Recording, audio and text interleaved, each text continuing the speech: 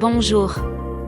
Le bulletin missionnaire du 15 mars 2025 nous vient de Séoul, en Corée du Sud. Le titre, Mémoriser la parole de Dieu. Ce récit est un héritage de la foi. Écoutez comment l'amour d'une mère a déclenché une mission de mémorisation de la Bible. Lorsqu'Olivia Kim a tenu son fils David pour la première fois, elle a murmuré une prière silencieuse à son sujet.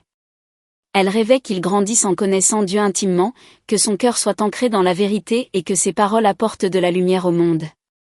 Ce qu'elle n'avait pas prévu, c'est que le cheminement de foi de son fils commencerait à l'âge de 18 mois seulement. Olivia a été inspirée par sa belle-mère, une femme dont la vie avait été façonnée par la foi.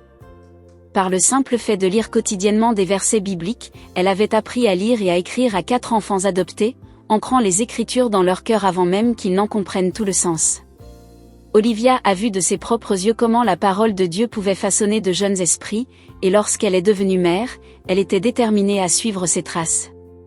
Chaque matin et chaque soir, Olivia lisait 4 petits livres remplis de passages bibliques et d'illustrations simples. Au début, David se contentait d'écouter. Il apprenait encore à parler et Olivia n'avait pas de grandes attentes. Mais quelque chose de remarquable se produisit. En l'espace d'un mois, le petit David avait mémorisé les 4 livres. Avant même de savoir lire ou écrire, il pouvait réciter des passages entiers de la Bible. Ce n'était que le début. Consciente de la puissance de la mémorisation précoce, Olivia a élargi leur routine. Elle introduisit dans les livres le psaume 121, les 10 commandements et même les messages des 3 anges de l'Apocalypse.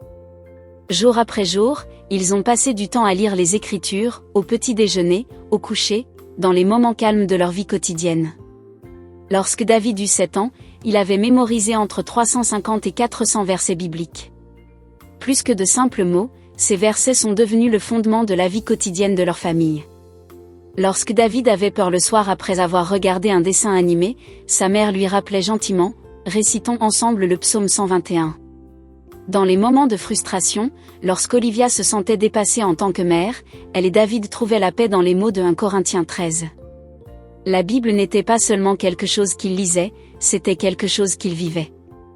Aujourd'hui, Abigail, la petite sœur de David, suit le même chemin, et Olivia a réalisé quelque chose d'extraordinaire. Tout en enseignant à ses enfants, elle mémorise elle aussi la Bible et grandit dans la foi.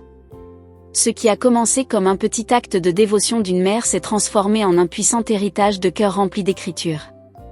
J'espère sincèrement que les versets que nous mémorisons aujourd'hui seront un jour proclamés avec audace sur les lèvres de mes enfants, qui deviendront des missionnaires pour le royaume de Dieu, déclare Olivia. Son histoire témoigne de l'impact que peut avoir un parent fidèle. Dans un monde rempli de distractions, Olivia a choisi de planter des graines de vérité dans le cœur de ses enfants, des graines qui grandissent maintenant en une foi inébranlable.